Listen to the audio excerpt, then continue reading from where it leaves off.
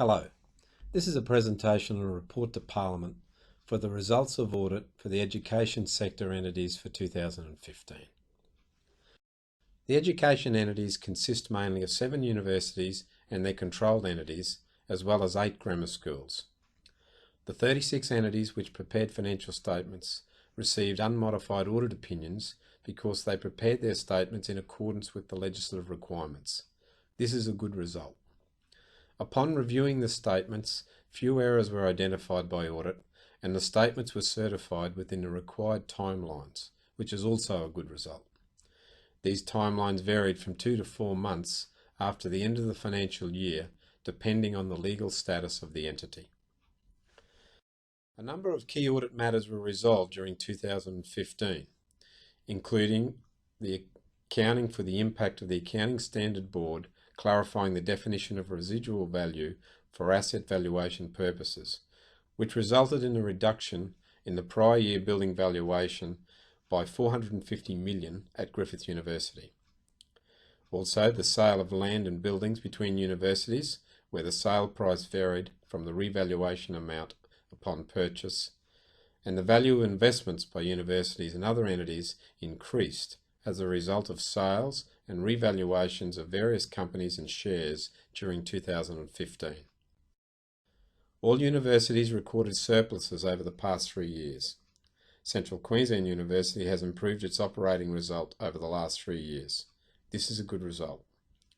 Most grammar schools have recorded surpluses over the past 5 years, with Ipswich Grammar School being the exception, with deficits recorded every year. Its performance has improved over the past 3 years, but it needs to continue to closely monitor its revenue and expenditure policies, including student numbers, to ensure its future viability. While audit certifies to a statutory result annually, the universities also prepare another result, termed underlying or normalised result. They use it for the purposes of running their day-to-day business operations, and it is not prepared in accordance with the Australian accounting standards and is unaudited. 4 universities included this result in their annual report. Currently, the sophistication of cost analysis and reporting varies across the university sector, with a number of universities having little appreciation of their key cost drivers. Only 3 universities out of 7 truly understand the cost of providing a degree or course to students, which makes it difficult to easily determine if the course is being provided efficiently and is financially viable for the future. Indirect costs are not allocated consistently and are not based on key cost drivers, which makes it difficult to benchmark costs across the sector. One proxy indicator of cost is the comparison of non-academic employee costs to total costs. Currently, this is high compared to the benchmark, which may indicate inefficiencies. The control environment is improving across universities and grammar schools. However, a common control breakdown identified is computer security and access controls. This generally relates to the use and misuse of passwords and the access to systems and data by unauthorized users. This is an important control as it directly impacts the integrity and confidentiality of data.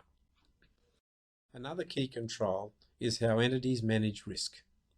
We performed an assessment of the risk management practices across the university sector and identified some areas for improvement.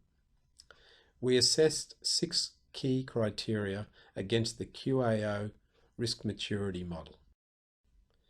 Some of the key findings included the importance of risk management was recognised by senior management, the formal articulation of the risk appetite and risk tolerance levels needed improvement, risk reporting and risk assessment needed to improve.